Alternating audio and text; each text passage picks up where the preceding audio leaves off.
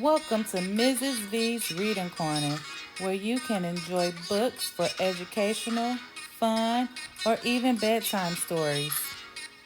Please take the time to like this video, comment below with how you enjoyed it, book suggestions, and more. And don't forget to subscribe to my channel to get all the new books that I post first. When Charlie McButton Lost Power, written by Suzanne Collins, illustrated by Mike Lester. What can we learn by trying new things? Charlie McButton had likes and like-nots. The things that he liked involved headsets and bots, computerized games where he battled bad creatures. The things he liked not didn't have blow-up features. Then one day, a thunderstorm blew into town and brought his tech empire tumbling down. A lightning bolt struck an electrical tower, and Charlie McButton, his whole world lost power. He looked left, he looked right, and his heart filled with dread. The TV, the lights, and his clock were all dead. He jumped to his feet, his lungs gasped for air. The room spun around him, and he clung to his chair. He tried to cry, "Help!" but just managed to squeak. The blackout had blacked out his power to speak. Thank goodness his mother had ears like a bat. She came to his room and she gave him a pat. "Oh, Charlie," she said, picking up his fears. "The lights will come back when the bad weather clears. You'll have to find something without plugs to play. Read a book, clean your room, sing a song, model clay. Could anything be any duller than clay? Soggy gray clay on a soggy gray day." He hated the way the clay got under his nails, and how could he only make snowmen and snails? He dove for the gadget he'd outgrown last spring. It was handheld, outdated, not much of a thing, but he clutched the old toy like a lifeline that day. See, it ran on battery, the size AAA. He flicked the on-off switch to on double quick, but no happy humming sound followed the click. He unlatched a hatch and his blood turned to ice. The battery is gone from my backup device. World records were set in the 10-meter dash.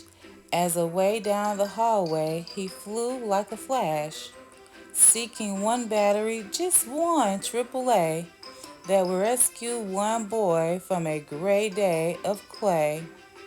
But just when his search nearby drove him insane, he ran past the bedroom of Isabel Jane.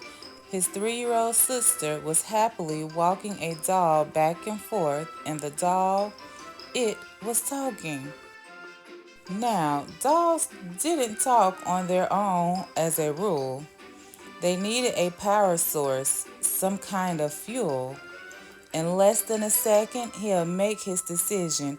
Call it bad judgment, a real lack of vision. Somehow, his head didn't warn of his folly. And Charlie McButton, he pounced on that dolly. He plucked out his prize through the baby doll's dress, and Isabel Jane made a sound of distress. It was just a short walk to the foot of the stair where resided the McButton timeout chair.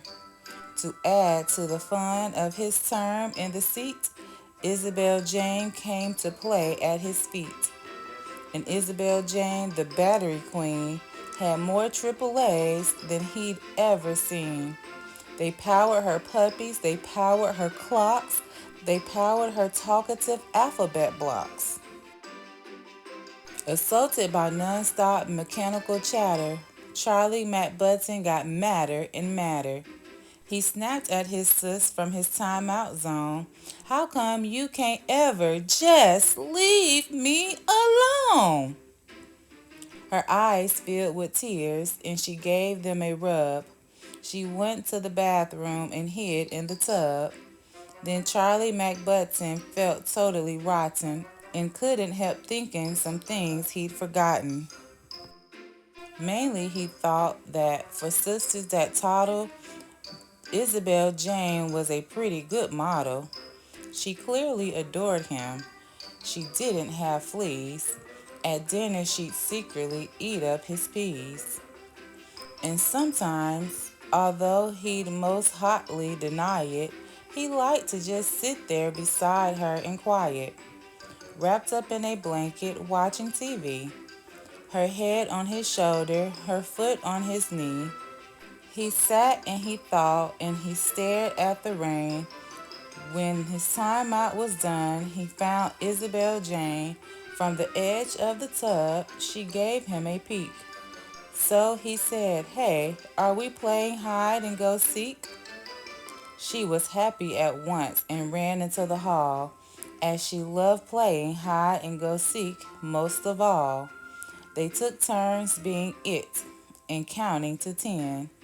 They hid in the plant in the guinea pig pen, and when he found Isabel Jane in her quilt, he decided a big blanket for it should be built. Then the gloom made him think about dragons and spells. So Charlie became the great wizard Maxwell's and Isabel Jane, who desired a role, magically changed to his fateful old troll. Between tracking down dragons and brewing up lizards and handling the day-to-day business of wizards, like forging his faithful old troll a new sword, Charlie McButton forgot to be bored. At supper, they ate under real candlelight. The daytime had melted right into night. And after they'd all been asleep for an hour, the world came alive with a big surge of power. "Oh, it's finally back," Charlie thought with a grin. "Tomorrow I'll wake up and I can plug in." But another thought hit him he couldn't explain. I might also find dragons with Isabel Jane. The end.